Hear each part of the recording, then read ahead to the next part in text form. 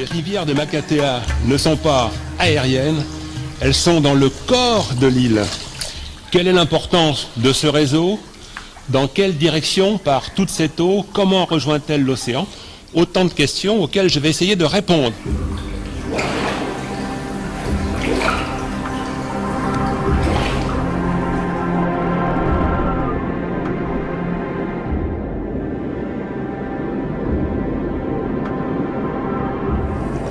Une plongée souterraine est toujours une aventure.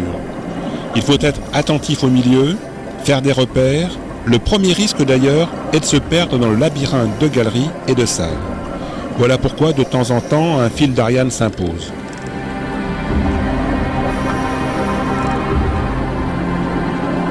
Ici, dans le ventre de Makatea, le réseau souterrain fait très certainement des kilomètres.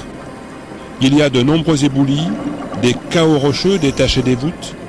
Il faut éviter d'ébranler la moindre roche, mais toujours il y a des stalactites et des stalagmites.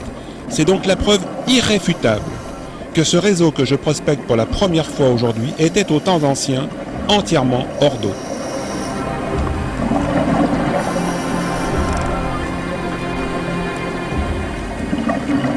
Je pense avoir rencontré l'eau salée, parce que l'eau s'est troublée brutalement, ce n'est pas dû à des matières en suspension. C'est probablement la rencontre entre la loupe d'eau douce et l'eau de l'océan.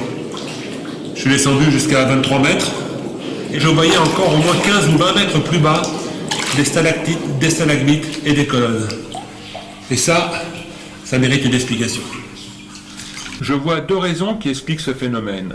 Le socle volcanique sur lequel repose Makatea s'est progressivement refroidi. Il s'est donc contracté, entraînant avec lui l'atoll soulevé.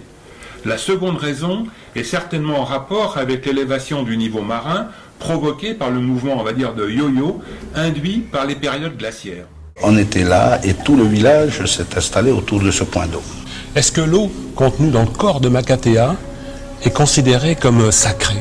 Il y a eu des témoignages, il y a eu des baptêmes par immersion dans l'eau des grottes de Makatea. Alors vous êtes combien sur Makatea? Une centaine. Donc vous êtes, on peut le dire, carrément assis sur un château d'eau. C'est tout à fait, c'est le cas de le dire. On est assis sur un réel trésor. À cette époque, on ne savait pas que cet atoll, fleuron de l'archipel des Tuamotu, risquait d'être ravagé par une société dont le but est d'exporter son phosphate au Japon. Le nom de cette société, et je vous le donne en 1000, Avenir Makatea. Franchement, il fallait oser, ils l'ont fait.